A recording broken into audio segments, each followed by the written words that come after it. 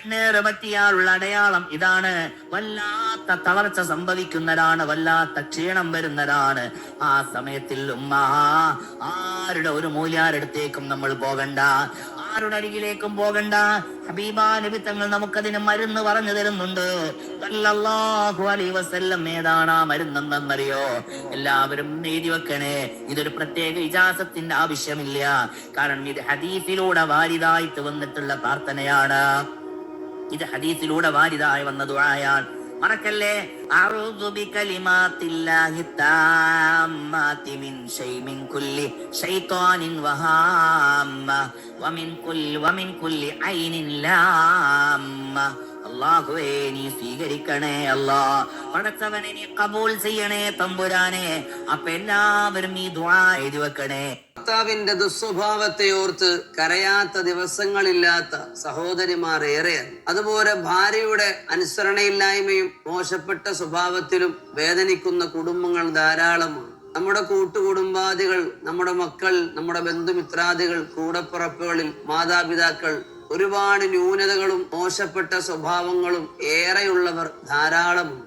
അതുകൊണ്ട് അപമാനിക്കപ്പെട്ടവർ, നാണം കെട്ടവർ, പൊതുസമൂഹത്തിന്റെ മുമ്പിൽ മോശക്കാരായിട്ട് ദിവസവും കരയേണ്ടി വന്ന അവസ്ഥകൾ തന്നെ പലർക്കുമുണ്ട്. നമ്മുടെ കുടുംബാദികളുടെ, നമ്മുടെ പ്രിയപ്പെട്ടവരുടെ ദുസ്വഭാവങ്ങൾ മാറാൻ വളരെ മനോഹരമായിട്ടുള്ള ഒരു സൂറത്ത് നമുക്ക് പഠിപ്പിക്കുന്നുണ്ട് മഹത്തുക്കൾ. ഏതാണത്? സൂറത്തു ശർഹ്. അലം നശ്റഹ് ലക സദ്റക്. ഈ സൂറത്തിനെ 125 തവണ 7 ദിവസക്കാലം തുടർച്ചയായിട്ട് ദിവസവും ഓതി തീർക്കുക.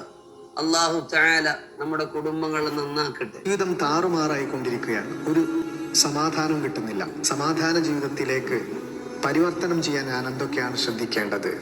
എവിടെ എന്ത് ചെയ്തു കഴിഞ്ഞാലും പരാജയത്തിലേക്ക് പോയിക്കൊണ്ടിരിക്കുന്നു. ഇങ്ങനെയൊക്കെ പരാതിയാണെങ്കിൽ ഞാൻ ഇനി പറയാൻ പോകുന്ന റീസണുകൾ നിങ്ങളുടെ ജീവിതത്തിലുണ്ടോ എന്ന് പരിശോധിക്കാം. ഒന്നാമത്തെ കാര്യം, നിസ്കാരം നീ കളാക്കിയിട്ട് ആണോ നിന്റെ ജീവിതം? നിന്റെ ജീവിതം അന്ന് മുതൽ താറുമാറായി തുടങ്ങും. രണ്ടാമത്തെ ഒരു പോയിന്റ്, ജീവിതത്തിൽ ആരുടെയെങ്കിലും പരാജയത്തിനോ കണ്ണുനീരിനോ നിങ്ങൾ കാരണമായിട്ടുണ്ട്. അല്ലെങ്കിൽ നല്ല നിലക്ക് പോയ രണ്ടാളുകളെ തമ്മിൽ തെറ്റിക്കാൻ, നല്ല സമാധാനത്തിൽ ജീവിച്ച രണ്ടാളുടെ ജീവിതം ഇല്ലാതെയാക്കാൻ, ഇങ്ങനെ ഏതെങ്കിലും പടച്ചോൻ സൃഷ്ടിച്ച ഏതെങ്കിലും ഒരു പടപ്പിന് നിങ്ങൾ കരച്ചിലോ വേദനയോ കൊടുത്തിട്ടുണ്ടോ? അതിന് പലിശ ചേർത്ത് നമ്മൾ അനുഭവിക്കുകയല്ലാതെ യാതൊരു നിർവാഹവുമില്ല. മനുഷ്യരുമായി ബന്ധപ്പെട്ട തെറ്റുകളാണോ പ്രശ്നങ്ങളാണോ, നമ്മൾ അവരെ പൊരുത്തപ്പെടിക്കൽ വളരെ നിർബന്ധമാണ്.